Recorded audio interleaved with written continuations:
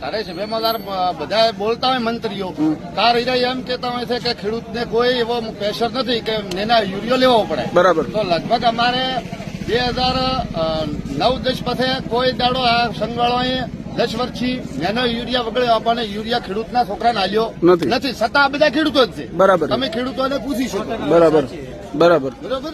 એટલે આ એક ખરેખર ખેડૂતોને હરહર તો અણનિયા છે, પણ આવો અણનિયા સરકાર ન કરે તો એના માટે અમે ખાસ વિનંતી કરા.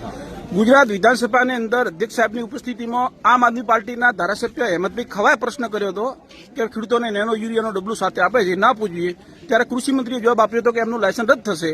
પણ એ હકીકત કેટલી સાચી છે? એ બધું ખોટું છે. એ સંસદમાં ધારાસભ્યમાં જે બોલે એ વર્તમાન ને ખેડૂતોનું વર્તમાન આખું અલગ છે. ખેડૂતોને ખાસ હેરાન કરવામાં આવે છે અને ખેડૂતોને ખાસ યુરિયામાં તો ખૂબ ઘણા પડતા હેરાન કરતા હોય છે. છેલ્લા 3 વર્ષથી યુરિયાના ખેડૂતોનો પ્રશ્ન છે. 3 સિઝન આપણે થાય છે. અત્યારે બાજરી છે, બાજરીમાં નાઇટ્રોજન ચાલે નહીં. મગફળીનું પણ વાવેતર ઘણા પ્રમાણમાં કર્યું છે. એની સાથે સાથે શિયાળામાં પણ હવે નવરાત્રી આવવા મળી. નવરાત્રીમાં ડીપીનું પણ આ જ પ્રશ્ન ઉપસ્થિત થવાનો છે. તો એક વેપારી મિત્રોની પણ એસોસિએશનની હોટલમાં એક મિટિંગ હતી. એમાં એમણે એવું નક્કી કર્યું છે કે કોઈ પણ ખેડૂત આવે તો એમને નેનો યુરિયા એમને નથી આપવું, પણ ગાડી આવતી હોય તો 25 ટનની ગાડીમાં 10-15 પેટી લોકો નાખી દે છે. એટલે એમને પણ એ માલ પડ્યો રહે છે. એટલે એ લોકોએ એસોસિએશન કર્યું છે કે હવેથી નેનો યુરિયા અમને આપે તો અમારે યુરિયા વેચવું નથી. તો નેનો યુરિયા સાથે યુરિયા વેચવાનું આ લોકોએ બંધ કર્યું છે.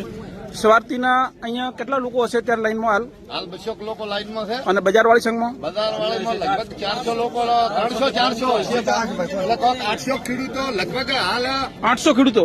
હા, 700-800. પણ હાલ આપણી પરિસ્થિતિ ખેડૂતોની બનાસકાંઠાના, ઉત્તર ગુજરાતના હોય વાવથરાજના ખેડૂતોને લગભગ 10% પીરિયડ તો જો છે. તો એ જો આટલી સોજો ખાતર નહીં તો આખું કુલ આ 4 ખેડૂતોને કેટલી સોજો? આ કુલ 4 ગાડી આવી છે. કુલ 4 ગાડી આવી છે. એક ગાડી અહીંયા છે, 2 જૂની સંઘમાં છે અને એક આવી છે સોમનાથમાં આવી છે. એની સાથે ગઢસીસરમાં પણ એક ગાડી આવી છે. ગઢસીસરમાં જે વાવ તાલુકાના ગામડા નજીક પડતા હોય એમને કોઈને જવું હોય ત્યાં હવે તમને એક હું જાહેર વિનંતી કરવા આવ્યો છું.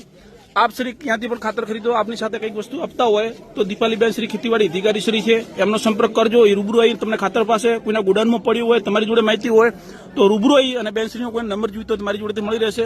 રૂબરૂ આવીને તમને ખાતર પાસે કોઈને કઈ વસ્તુ ભેગી લેવાની થતી નથી. આપ શ્રીનો ખૂબ ખૂબ ધન્યવાદ. આપનો એક વિડીયો પણ પહેલા વાયરલ થયો હતો દૂધના વધારા બાબતમાં. આ પણ એક વિડીયો વાયરલ થાય એવી શુભેચ્છાઓ.